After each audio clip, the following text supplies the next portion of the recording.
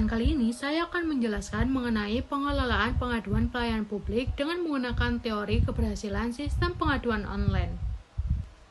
Pengaduan pelayanan publik merupakan salah satu instrumen penting dalam mewujudkan tata kelola pemerintahan yang responsif dan transparan. Melalui sistem pengaduan, masyarakat dapat menyampaikan keluhan, aspirasi, maupun laporan terkait pelayanan yang diterimanya. Namun, bagi pemerintah, pengaduan ini bukan hanya untuk kritik, tetapi juga sebagai sumber informasi untuk melakukan perbaikan layanan secara berkelanjutan. Seiring perkembangan teknologi informasi, sistem pengaduan tidak lagi dilakukan secara manual, tetapi telah bertransformasi menjadi sistem pengaduan online yang memungkinkan masyarakat menyampaikan keluhan dengan lebih cepat, mudah, dan terdokumentasi. Teori keberhasilan sistem pengaduan online model yang dikembangkan oleh Rana Dwivedi, Williams, dan Lal untuk mengevaluasi keberhasilan sistem pengaduan keluhan publik online dengan memperluas informasi sistem success model. Nah, ditentukan oleh 5 dimensi utama. Yang pertama, kualitas sistem, yang kedua, kualitas informasi, ketiga, kualitas layanan, keempat, kepuasan pengguna, dan yang terakhir, niat pengguna.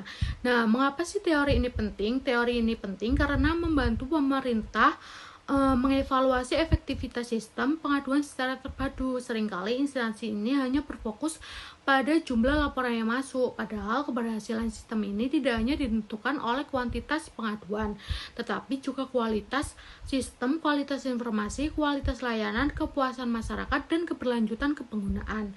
Nah, dengan menggunakan model ini, pemerintah dapat mengidentifikasi aspek yang perlu diperbaiki agar sistem pengaduan ini benar-benar menjadi sarana peningkatan kualitas pelayanan publik. Kritik dari perspektif paradigma administrasi publik.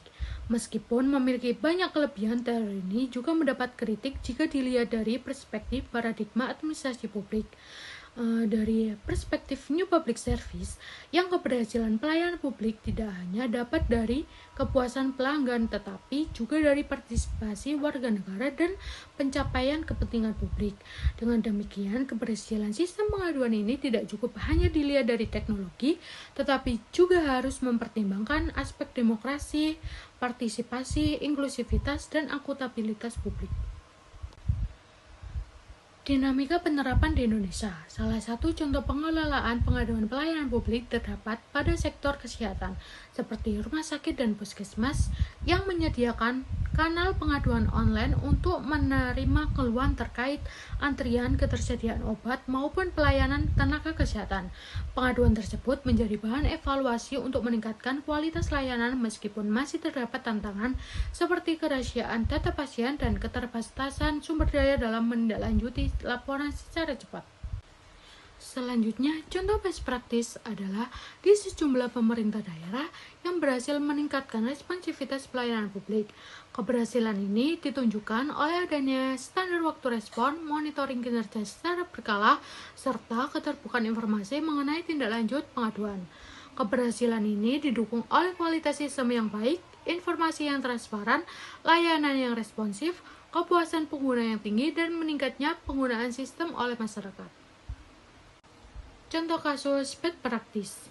Terdapat kasus di beberapa instansi di mana pengaduan masyarakat ini hanya diterima secara administratif, tetapi tidak memperoleh tindak lanjut yang jelas.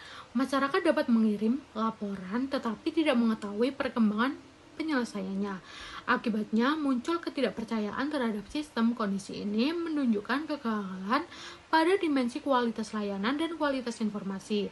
Dampaknya adalah rendahnya kepuasan pengguna dan menurunnya niat masyarakat untuk menggunakan sistem kembali.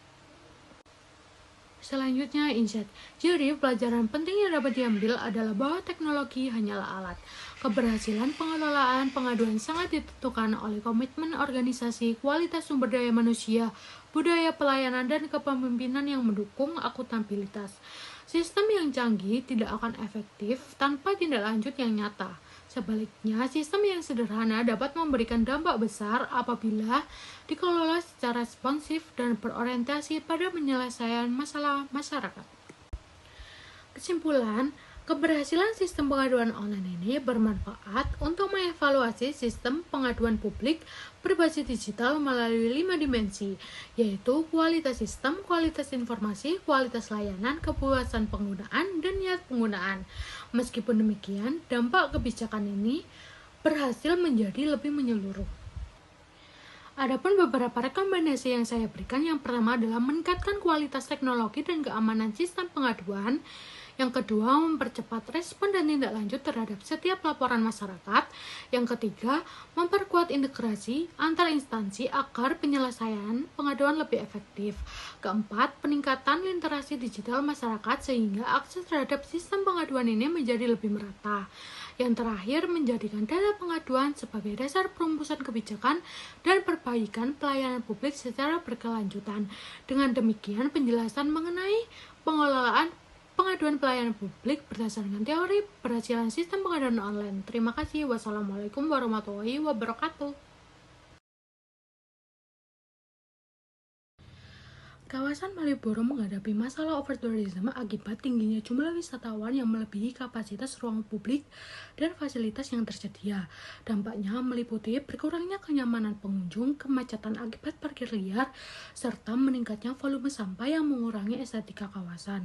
Nah, permasalahan ini disebabkan oleh ketidakseimbangan antara jumlah kawasan dan daya tampung kawasan, tingginya penggunaan kendaraan pribadi, pengelolaan sampah yang belum optimal, serta pengaturan arus kunjungan yang masih kurang efektif.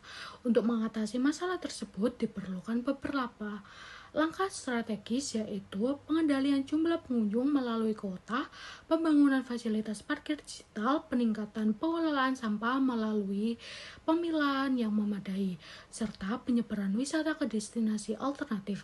Nah, keberhasilan ini memerlukan kolaborasi antara pemerintah, sektor swasta, pelaku usaha, dan masyarakat guna mewujudkan Malioboro sebagai kawasan wisata yang nyaman, tertata, dan berkelanjutan. Dalam proses penyusunan policy brief, saya menempatkan diri pada peringkat ketiga. Berdasarkan tingkat kontribusi yang diberikan, kontribusi utama saya dalam menyusun rekomendasi kebijakan yang menjadi bagian penting dalam policy brief, karena berfungsi sebagai solusi atas permasalahan yang telah diidentifikasi.